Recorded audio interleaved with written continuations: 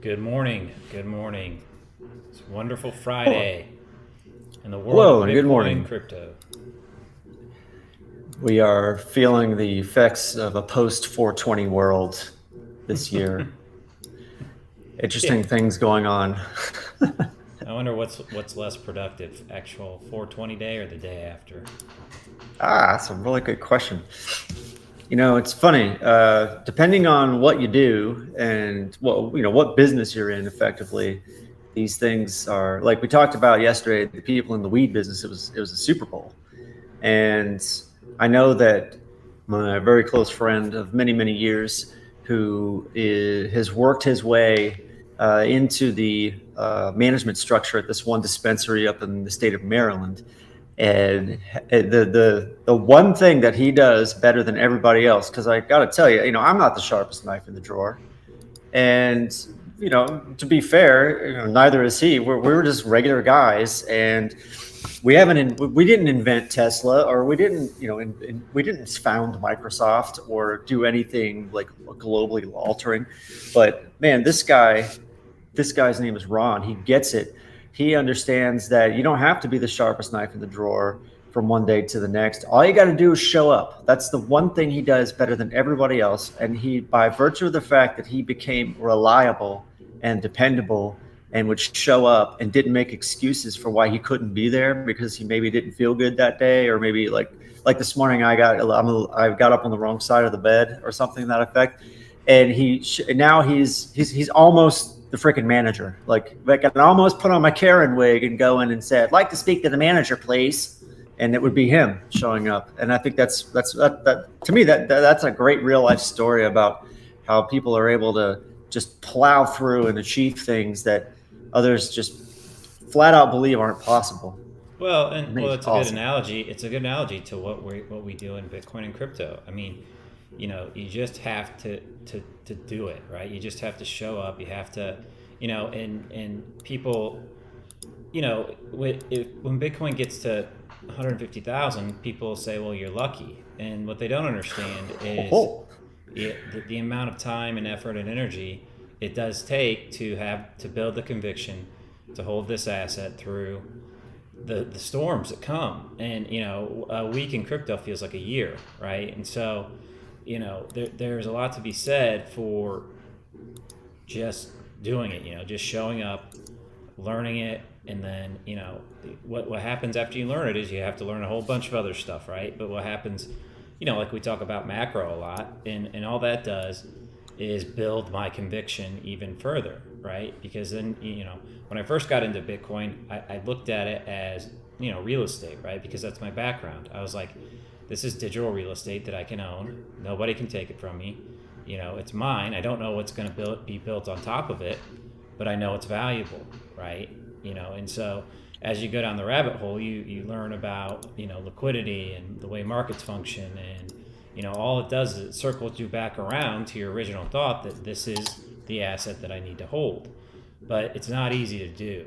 It really isn't, and especially when most of the people in your life, and it's gotten a little better, right? It's still people still kind of are like, all right, yeah, you're in crypto, and you have these bear markets, and everybody gets salty again, right? Well, it's because they haven't taken the time to truly understand what this is, right? And so it's a long way of saying that similar to your buddy, you don't have to be a PhD, you know economic wizard, and completely understand everything to understand that holding Bitcoin and crypto in as part of your portfolio is a good strategy for the long term.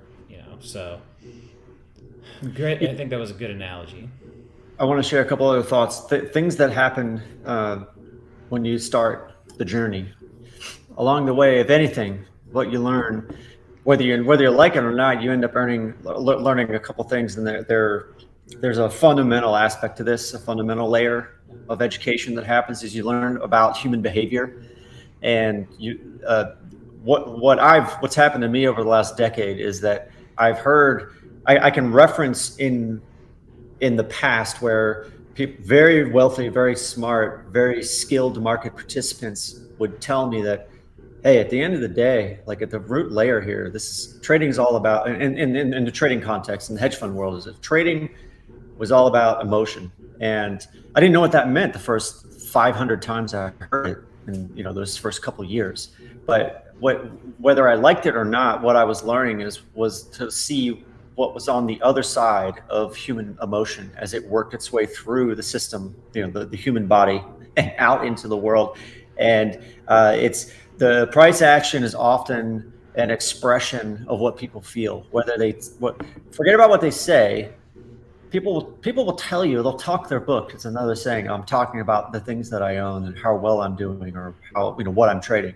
You can talk your book all you want, but your P&L is often a reflection of how you feel, whether we like that or not. And I know this from experience, because when I first got started, even when I was paper trading, you could tell the periods where I had the most number of drawdowns where emotion, or the raw emotion and the expression of my feelings was manifesting in the clicking of the mouse to either enter a trade prematurely based on what I felt, rather than looking at raw data and just letting the chart develop and go where the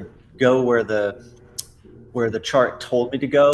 And and to circle this back around, is that you learn about human emotion and you learn about behavior, and that's a really important thing, because sometimes the most important thing to do in this exercise called crypto, or that we're experiencing, or this journey that we're on, is to do nothing. And what I mean by that simply is that if you believe in the promise and the protection and all of the other things that come with holding an asset like Bitcoin, I'll pick on Bitcoin because for all the obvious reasons, but the easiest and probably smartest thing to do in many cases, unless you're a trader and you want to get in and get out, and you have some skill and you want to develop that skill, the easiest yet hardest thing to do is what I'm trying to say is just to buy it, let it sit, and go about your life, and then watch what happens, or not watch what happens. That's often the hardest thing.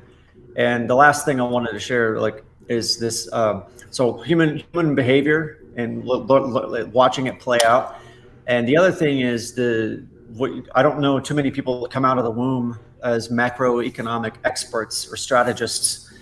It's something that we all have to learn. And the point I'm trying to get to here with regard to talking about this idea of the macro levers, the macro forces in the world, is it's hard in the beginning to understand how things that are happening around the world are affecting us here, and the way the cost of the things that we buy and the value of our money. But the reality is that, this goes all the way back to Bretton Woods, when it was decided that the US dollar was going to become the world's reserve currency, and it kicked off what we know as modern globalization and free trade, mostly free trade. The Navy has effectively and I'm referencing things from Peter Zeihan's books here, the accidental superpower, the absent superpower, blah, blah, down the line. For 70 some years, the US Navy has effectively patrolled the oceans and cleared the way for safe passage for goods to travel between nations to facilitate globalized trade. And that has created the conditions globally where things that happen around the world, and more importantly, the decisions and the actions of other banking entities, central banks namely, are things that end up having an effect on your money here in the US, for example. And on the other side of that coin, pun intended, things that policy decisions here in the US, there's a domino effect that spreads around the globe, and people in Australia, people in Japan, on the other side of the globe, feel the effects of monetary policy. And these are things that you get exposed to them, whether you like it or not, because you're seeing things happen in price action. And then as you start to peek down the rabbit hole and peel back the layers of the onion a little bit, you start to learn what's happening. And I think that's a good thing overall. Whether it's fun or not is another story. No, but I think what the comment about sometimes the best thing to do is nothing is also something that people need to understand. is, when you first get into this, it's exciting, and you think you're going to become rich overnight. And what you have to understand is that this is a long haul. I've been doing this for 6 years now, almost 7 years, and even last week you see there's a new coin, Pepe, and all over you see, guy invests $300, ends up with $1 million, and it's like, all right, like,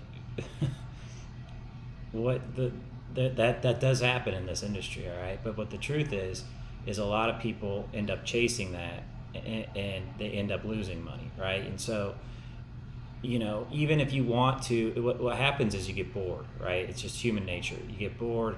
You've done all the reading. You follow all the podcasts. You try to stay as up to date as you can. And a period of 6 months, 8 months go by, and nothing really happens. And that's when it's hard to do nothing, because you feel like you have to. In every other aspect of life, your monetary reward is achieved through effort and doing something. And so in investing, a lot of times people feel like they need to do something when that's the exact opposite of what you should be doing, right? You should be sitting on your hands, and not touching anything, right? Because that's just the way it works. You have to give time for your thesis to play out, and that part of it becomes something that you have to learn, right? And I'm telling you, that part isn't easy, right? Now the industry's fun, it's fast moving, but even with all of that, you still have, okay, I've deployed my capital, I'm in positions I want to be in for the next 2 to 3 years. Now I guess I just hang out, right? And it seems like, silly almost, but it's like that's how you make it, right? Because if you get overactive, you try to trade too much, you try to delve into areas that you're not really familiar with, and there's a lot more risk further down in the crypto world. You've got to deal with counterparty risk, you've got to deal with rug pulls. There's a lot of stuff that happens that even if you're a pro in this industry, you're still subject to. So the long term, and when I say long term, it can be with Bitcoin, it could be 5 to 10 years. If you want to play these cycles with some of these crypto picks, it's 2 to 3 years from an investing standpoint, and that's not an easy thing to do. That's from a human psychology nature. You got to go live your day by day, right? You got to pay your bills. You've got to keep yourself occupied, and over time that becomes a challenge, and that's something you have to consider when doing this. But if you're in this and you feel like kind of nothing's happening, I mean, it's normal, right? Like it even though only what was it almost 18 months ago, you're sitting at all-time highs. It wasn't that long ago, but it feels like a decade ago, right? And in 2 years, when we're in all-time highs again, it'll feel like it's just the nature of the beast. Yeah, I wanted to point something out real quick that I remembered, or that you helped me. Something you said about like doing nothing is so. Or actually, no, I take that back. When you talked about this, was the Pepe, this new token that showed up, Yeah. and if you're fortunate enough to like learn about or know that it exists and take a position early enough in that process, it does this it goes parabolic in a manner of speaking, or it appreciates in market value very quickly. And I think the example was the $250 invested in this token quickly became $1 million because of how quickly the idea spread and how many participants showed up to take a long position in this particular instrument. The thing I wanted to point out, it reminded me of something interesting, is that so that's one end of the spectrum, and if you end up chasing a token like this higher, and basically a bunch of people that are late to the party, they end up buying this thing where it looks like it's going to go to the moon, but then price pulls way back because the people that got in early are like, all right, I'm out. Not necessarily. This happened you had less than a week to get in this, and I mean, this happened in a 4-day period, and truthfully, that's just it's insane. Right, and congratulations. It's kind of like No. Congratulations to anybody that did, But the issue there is you have to understand too, that $1 million, you may not be able, there might not be enough liquidity to be able to exit that position and realize that gain, right? And so I think there's a lot of this that, you got to understand, and I didn't understand when I was first trading crypto, that it was like, well, why can't I sell it? There's it's worth X, why can't I sell? Well, because there's no liquidity, right? You can't come into these things, with $100,000 and expect to be able to get your money out, when there's no liquidity in the market. And that's something you have to learn to understand too. So, a lot of that you see, okay, token X went from 250 to whatever, $1 million worth of value. A lot of times what they're actually able to get out of there is much less, right? Especially with these new tokens that don't have as much liquidity.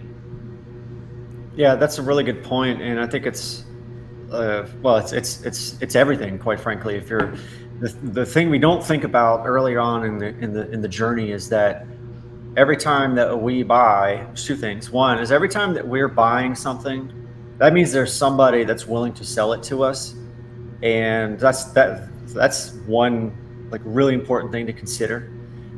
In anytime you're taking fiat money, like US dollars or any other fiat currency, and you're putting it to work or trading it for an asset, in this case, whether it's a crypto token or a house or anything in between, like a gallon of milk or this coffee thermos here. Basically, like when I bought this thermos, I thought, the $3.99 that I'm going to pay for this, I fundamentally believe that in the future, the $3.99 is going to buy me less things. So I'm going to take this coffee cup now because I fundamentally believe it's worth more than the dollars, the cash in my hand. That's something I had to I struggled with later on in life as I got my eyelids ripped off as I started to learn about trading and really learn about money. And that's a whole nother rabbit hole to go down, is like, why do we spend the money that we earn if we value it so much? Why would we give it up? So the thing to remember here is that when somebody's selling you a token X or a coin Y, the thing to probably think about is like, why are they selling? But if you know something that other market participants don't, and that's your edge, and you believe you have an edge, great. Then you would say, okay, I believe that this token is undervalued for the money, so I'm going to swap because I believe this token's going higher, which is what we believe in Bitcoin's case. Okay, but back to token X. What happens when it goes 1,000x to the upside, and your investment is now worth a lot more, in market value terms? But what happens though is when you try to sell it at that new, very high, much higher price, if there's no one there to buy it, meaning there's no liquidity there to help you exit your position, that in and of itself is a problem that sometimes people have to face. And that's where what I'm trying to drive here is that you see these like big price swings, is that oftentimes a token may go 1,000x to the upside, but if there's nobody there to buy it, to anyone selling it, and they say, well, I will only pay this price down here, then you'll see the price come down to where the liquidity or the exit liquidity for people that are trying to sell. So if someone's trying to sell, that means they want to get out, and that means that somebody's going to have to pony up some cash and hold that bag. And you have to ask yourself, if you're buying, why is anyone willing to sell? But also on the other side is when you're ready to sell, you need to really just honestly though, you need to consider, is there going to be liquidity at this other price? If I think Bitcoin's going to 100,000, I think it's possible, sure. But the thing is if I get it through my head that I want to sell my Bitcoin at 100,000 per Bitcoin, are there going to be buyers? So that's the stuff I think about. Not that I'm hot to sell it. In the case of Bitcoin, right, and I would look at these top 20 coins and say, yes, there's liquidity in the market. Yes, I'll be able to exit this position if I want to. It's just these extremely new tokens, and that's why a lot of times you'll see people scale out of positions. The same way you can scale into position, right? So say you get, you hit a target, say you buy something for $5 and it goes to, you think it's going to go to 50. Well, what you'll do is at $35, you'll sell 10% of that position. At $40, you'll sell 20%. 45, you might sell 50%. And so you're scaled out, until you hit your target.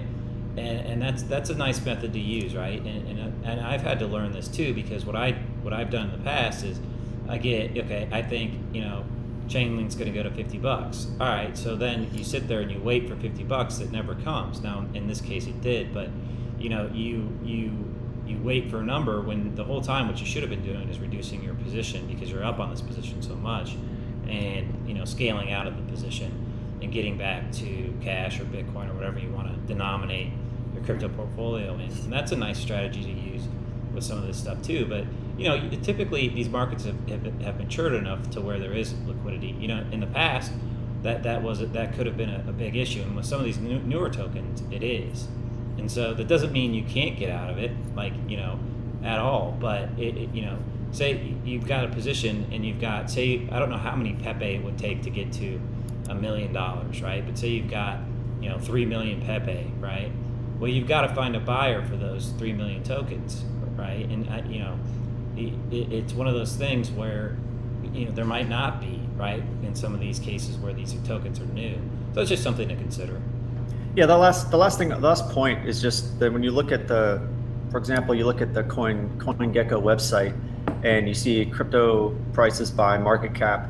This concept of market cap, like the capitalization, the meaning what the market is willing, like in general, the market is willing to capitalize these things to a certain point. For example, Ethereum's market cap is X, and you see that the trading volume fluctuates, and on days there's a lot of volume, a lot of buying, there was a lot of capital flowing into the asset, and then on days where there may be less volume, you see the price come down. You might make the assumption that, well, there was a lot of capital flowing out, but the bottom line is that on like Ethereum or Bitcoin or any of the bigger capitalized or more well capitalized markets, the point I'm trying to illustrate is that there's buy and sell liquidity available 24 hours a day for these in large volumes. Okay, and that's important. So as I heard someone talk about this. This is just happened to be Microsoft stock, but they said that the reason that we're willing to buy Microsoft stock is at any price is when it's like, for example, if Microsoft stock comes back to its 52-week low, they'll take a position because they feel like that it's 1 to 2 standard deviations away from its previous high or previous average price, and they understand this concept of mean reversion, which is a whole nother can of worms. The point I'm trying to get to is that they're willing to put the money at risk in an instrument like Microsoft stock because the market is so liquid. There's so much liquidity and there's so much available capital there that will satisfy the need for people to transact Microsoft stock during market hours, for example. So it's easy to get in. You can take a position. Someone will sell you some immediately at the market price. But more importantly, if something happens and you need cash money and you need cash now, you don't have to call JG Wentworth. You can just take your stock, put it up for sale on the exchange as a market order, and somebody will buy it. And more importantly here, the somebody, it's either another market participant who's putting capital in to take stock back out, or the exchange will buy it. That's another concept that's really important to understand, and that's where this idea, like in this 20, and the last thing I want to illustrate is that it's really important to understand who's buying when you're selling. It could be another trader, like I could be selling some token X, and Josh could have an order sitting there waiting to be filled, and the price may come down to where his buy order is, and it may fill, and he may get the tokens, and I get the cash. But the other player, like say player 2 has entered the game, it's the exchanges. The exchanges are smart. They know that they not only can make money on both sides, meaning they can facilitate the transaction for me to buy and take a fee, and when he's selling, they're taking a fee, but they can also be the buyer of, and where I'm going here is the BOLR, BOLR, buyer of last resort. And that's what and you see this buyer of last resort stuff happen pretty frequently in crypto, and to the extremes that we see it in the crypto markets, is that when there's no market participants are willing to buy, price will come way down because it's usually the exchange or this concept of a market maker. Someone's making the market for this token. They'll be the buyer of last resort, but the price will have to come way down. For example, if if it's trading way above the average price, for example, it may have to come way below the average price for them to consider it to be enough of a deal or be on sale enough. Anyway, that's the thing I wanted to say, is that considering who's buying and who's selling and how much available capital or liquidity, meaning buying and selling power that exists for any given token. Back to the Pepe thing, last point, is that the price may go up just in terms of raw market value, but if you're trying to sell it at that price and there's no one there to buy it, then that's a problem. Yeah, no, and it's just something that you have to consider when you do this.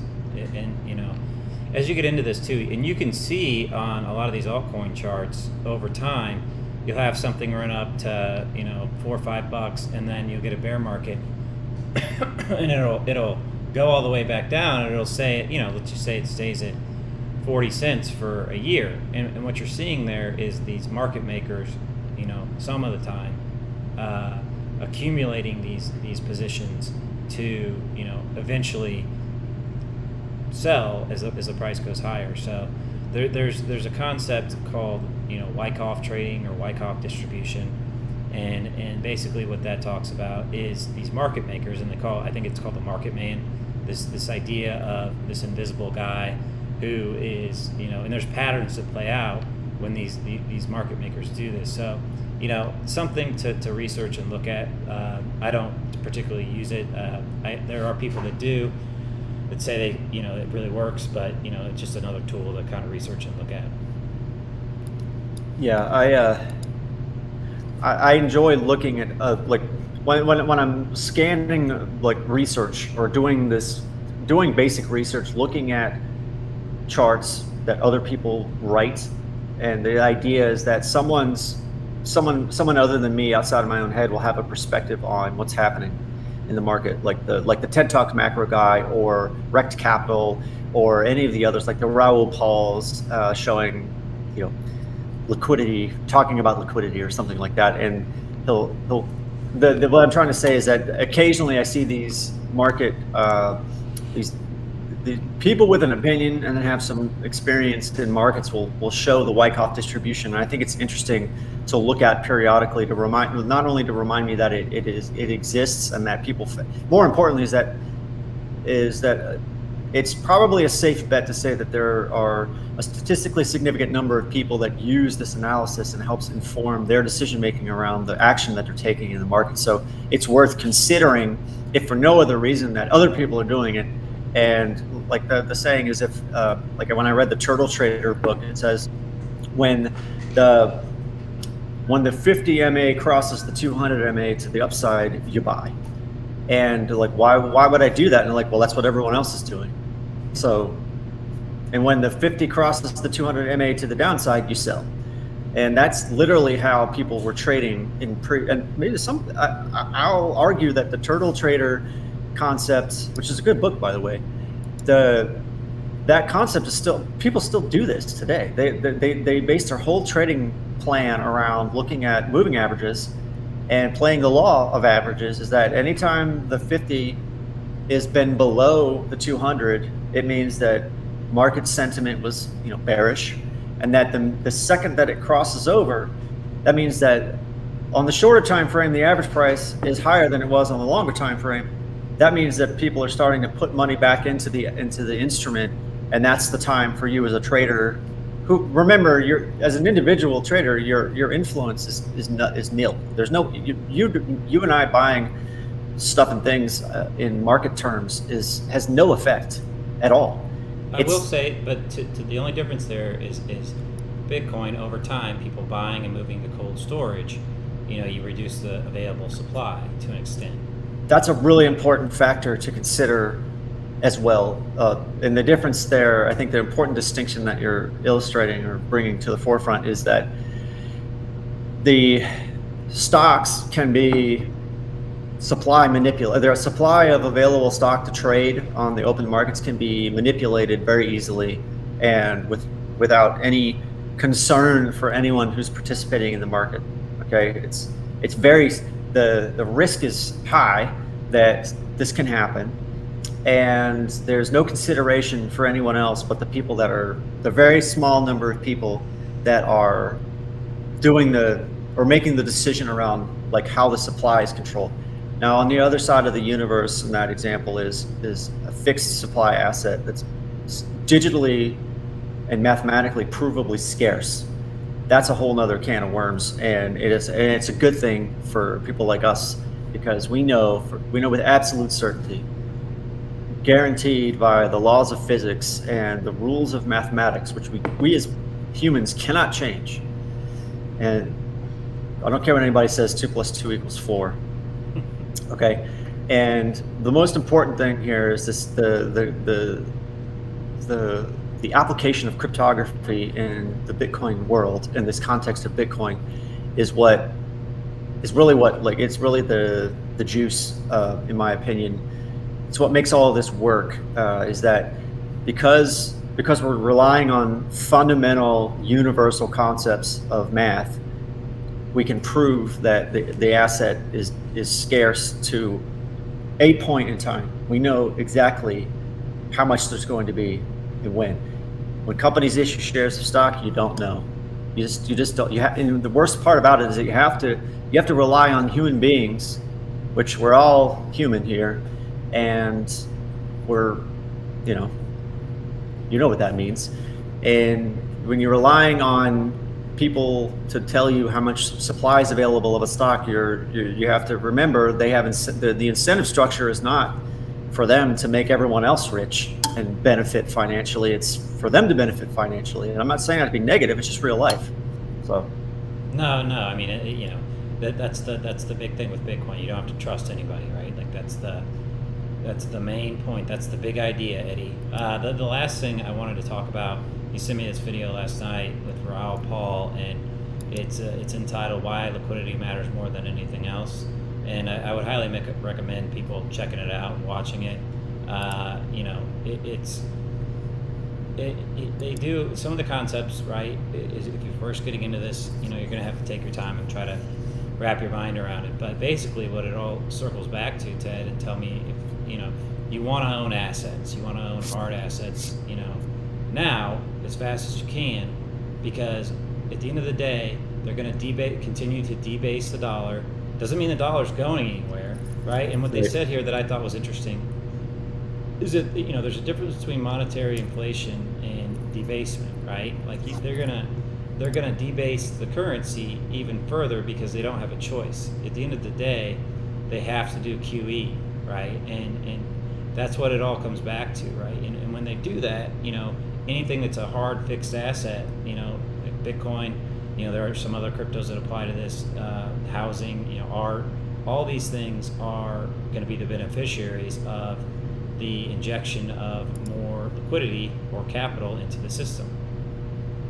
Exactly. So I'll take the juicy nuggets that I got from this, which I'm going to watch this again, probably 3 or 4 more times at least, because it's so rich with insight and understanding about the fundamental operational, like the functional mechanisms that underpin all of the noise on top, meaning FUD, media, buy this stock, sell this other stock, this token, that token, this asset, this other thing. All of that is noise. What Raoul Pal and the other gentleman, what's his name? Good gravy. Mike, yeah.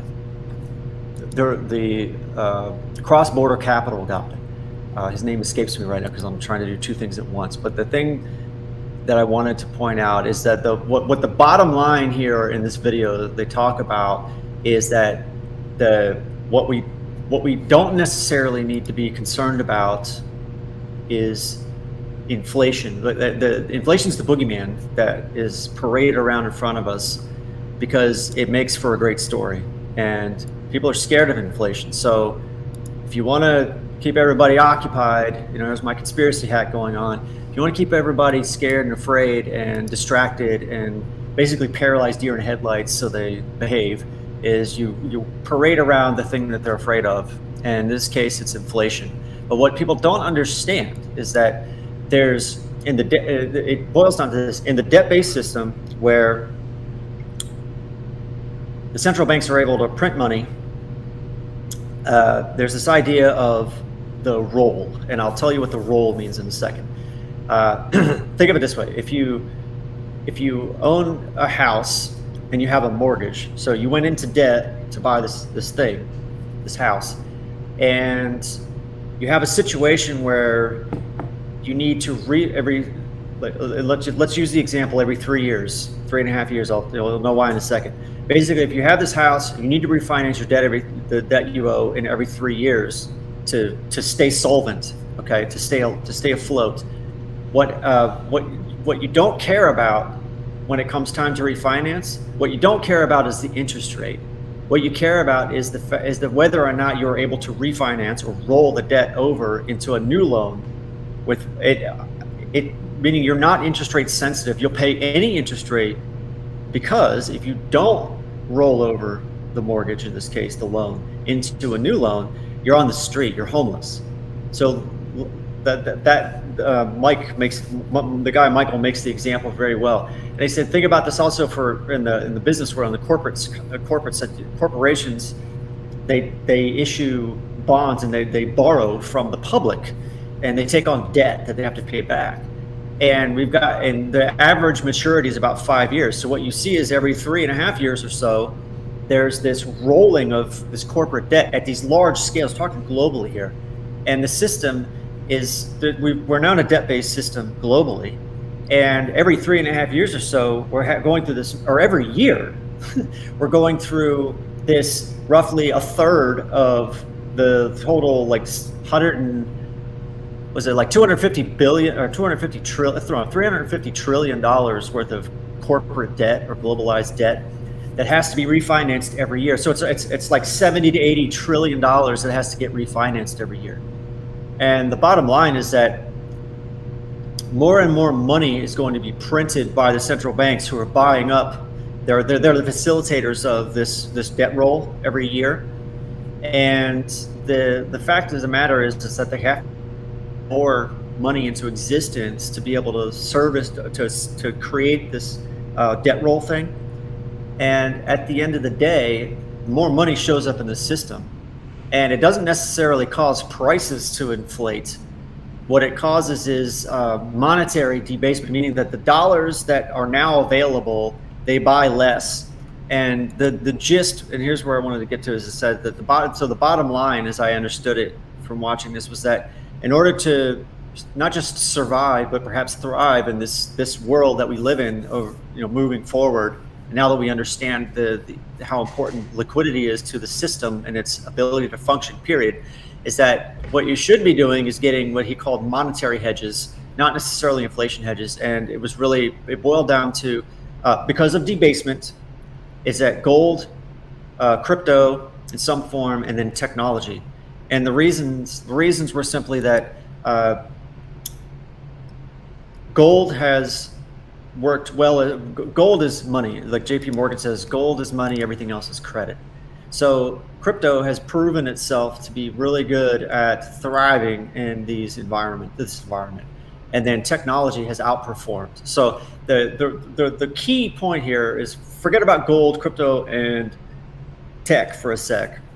It's monetary debasement is the real threat here to us, because it means that as we participate in the labor pool and we earn for our time, we're trading our time and our life literally for these dollars in this case, or these euros, is that our purchasing power is being melted away, because every year there's more and more liquidity is being made available into the system so that the debt roll can continue.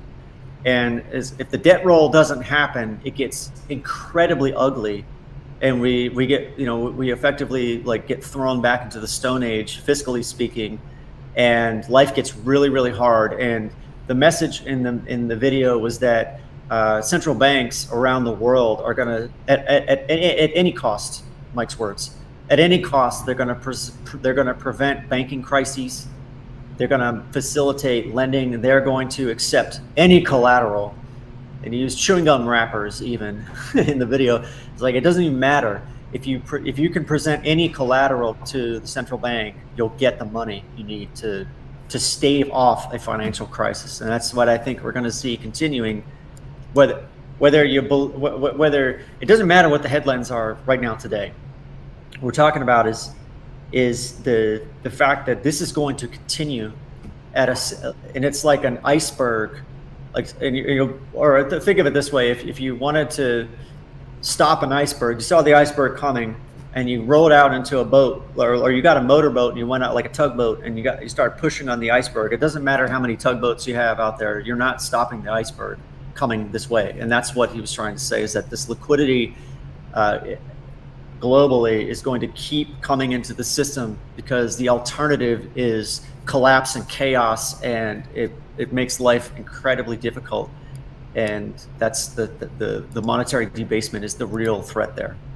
Well, and it circles back to the beginning of the conversation that a lot of times there's nothing you can do, right? As an investor, you just have to, you're sitting and you're waiting. Okay, we believe that there's going to be more liquidity in the system for the reasons you see in this video, and there's nothing to do. You just sit on your hands and wait until the inevitable happens, right? And I think it's also interesting that these big banks will have unlimited liquidity, but when it comes to you and I, and the normal people, we'll probably see a credit crunch, right? Loans will probably be harder to get, and while these big banks will be able to get anything, even backed up by chewing gum wrappers, I've got a buddy who makes 150 grand a year.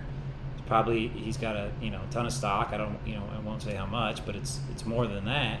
He's been trying to get a loan for a year. He can't get a loan. His credit's good. I mean, it's ridiculous. Like, it's just absurd.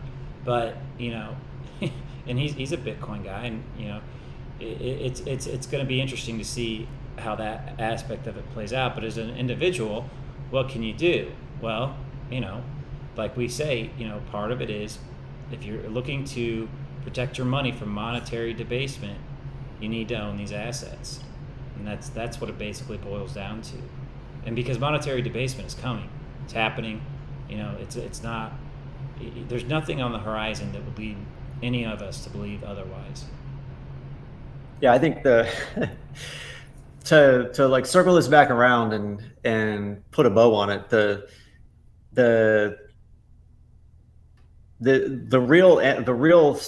scary thing is simply a credit crisis. That's what really like kicks off a recession. From now, those aren't my words, but that's what I understand and what I've learned, is that if it becomes really difficult, or if there's like a lot of it's just politics and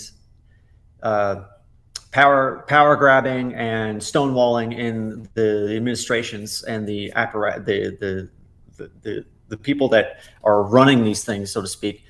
If they're not able to, for example, raise the debt ceiling, which is a whole nother can of worms, we don't need to get into that. The point I'm trying to get to is that if that doesn't work, it means we're not able to, the central bank, in this case the Fed, is not able to participate by making capital available by printing it. Okay, and that causes some domino follow-on effects where any number of things can happen. But more importantly, like, the first people to suffer, let's be honest, in my opinion, first people to suffer are consumers, average people that they've been planning to buy a house, and it just so happens that when they have their down payment and they've worked to get their credit in order or whatever, to be a good candidate for a mortgage, you've got this other thing in, like, remember, the people in Washington don't care about the average person. They care about themselves, because it's human nature, and they've got their careers. Gensler doesn't care about you or I being able to freely trade crypto here in the U.S. without. Well, another point on that guy. I mean, he was CFO for the Clinton Foundation. I mean, you can start tying some of these knots together, and you start to see how truly corrupt these people are. And hopefully all that comes out, and these people. Sorry to interrupt, but I saw that the other day, and I go, okay, like, makes a lot of sense, doesn't it?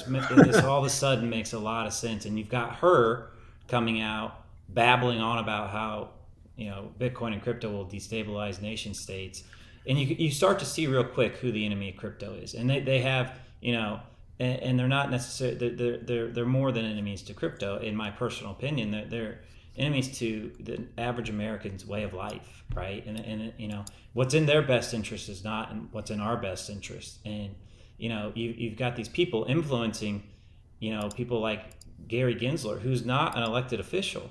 You know, this is in there. He's using a heavy hand to attack an industry that, you know, is, you know, a threat to the establishment. And you know, and I'm not talking about the U.S. dollar. Because I think there's a lot of ways that Bitcoin and crypto, you know, can help the U.S. dollar, right? I think they can work in tandem. But what I'm talking about is the interest of the people in power, right? And so if the people in power, they might not even be elected officials, that view crypto as a threat to their interests, they'll do whatever they can to slow it down or try to stop it, right? And then, so the point there is it's interesting, you know, to start seeing some of these dots connect, and then you go, okay, what's this guy's real agenda? Because nothing he's doing makes any sense, right? From a SEC perspective, and you know, so there's an alternative motive there, and that's what needs to get flushed out, right? Yes, and the people that are paying the people that own Gensler, like who I made this joke the other day, like I wonder who owns him. And it's interesting that it's the unelected officials are usually the easiest one to buy. Although all of our elected officials are purchased in some way, because we make, you know, we as corporations and individuals can make financial contributions to the campaign.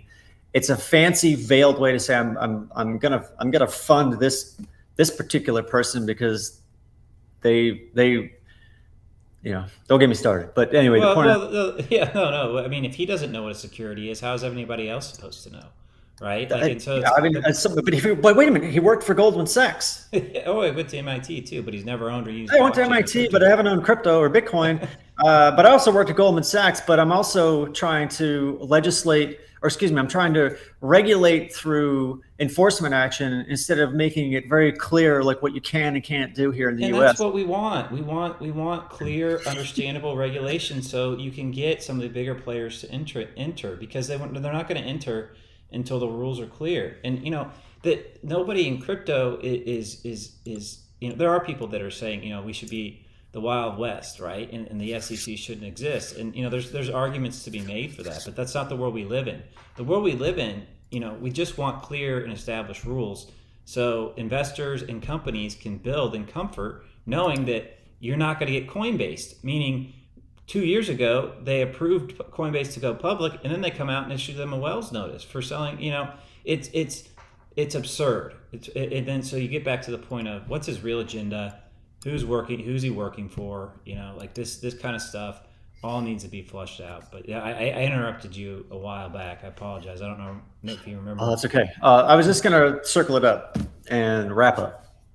And things to take away are, if you don't understand or if this idea of monetary debasement doesn't make sense to you yet, the thing I want to encourage is to watch this video and then start looking and understanding like what it means for purchasing power to be eroded over time.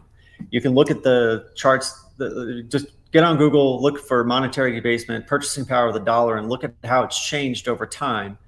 And look at the and what I mean by that, or what I'm trying to communicate there is that once you start to understand why the wealthy of the world own so many things, it's not because they can drive 15 cars or 9, they can live in 9 houses. It's because they understand something very simple, is that you can keep all your cash in the bank, and the purchasing power of that cash dissolves over time because of debasement. Or you can take that cash and acquire assets that appreciate in value and offset the debasement. Meaning when money gets debased, and this is the last thought, is that as money gets debased, as the purchasing power of money goes down, by default, the cost of assets goes up. And those aren't my words. Those are like very smart people saying, look, this is what happens. It's when a lot of cash is available. And so when credit is cheap and there's a lot of liquidity and corporations can borrow, what do? They take other people's money and they go and they buy their own stock back. Okay. because they know that the stock is going higher, and it's better to hold the stock, your own stock even, than it is to hold cash. Because if you're, so monetary debasement, learn about it, watch this video, get smart about understanding like the real threat here is that your purchasing power gets less and less every year, and that the labor that you're trading is the same labor, and it's your life force, and you're trading it for less and less over time, and that's a problem in my opinion. Well, yeah, So, and essentially the idea is, inflation's going to come down, but your money's still going to be worth less, right? At the end of the day, that's it, right? And the money debasement is going to continue to happen, irrespective of inflation, right? And that's kind of hard. Like as I was watching this, I was like, okay, this is starting to click in my head that this is what's actually going on. So, great video. Probably a good place to wrap it up today. Kind of free for all that today, but I think we ended up in a good place, relevant to what's going on. So hope everybody has a good weekend. As always, do your own research. Nothing we say is financial advice. Don't make decisions based off anything we say. And